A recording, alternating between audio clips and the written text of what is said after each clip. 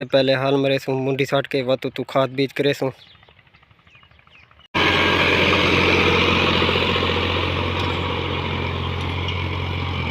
अस्सलामुअलैकुम, उम्मीद करना सारे वीवर ठीक हो। सो मैं भी ठीक हाँ वीवर। आज कणक की काश शुरू करन लगे हैं।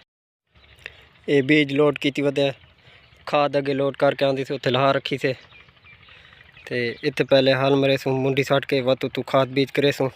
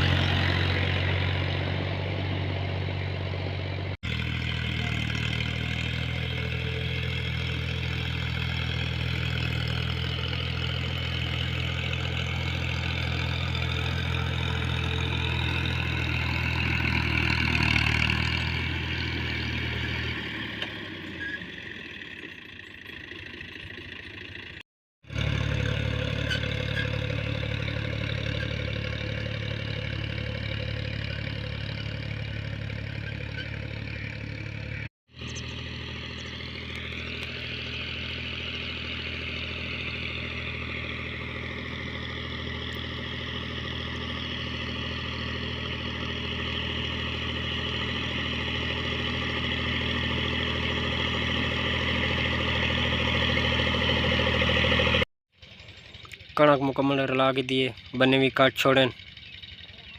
एक एकड़ 40 किलो बी पाया से ते 50 किलो DAP खाद।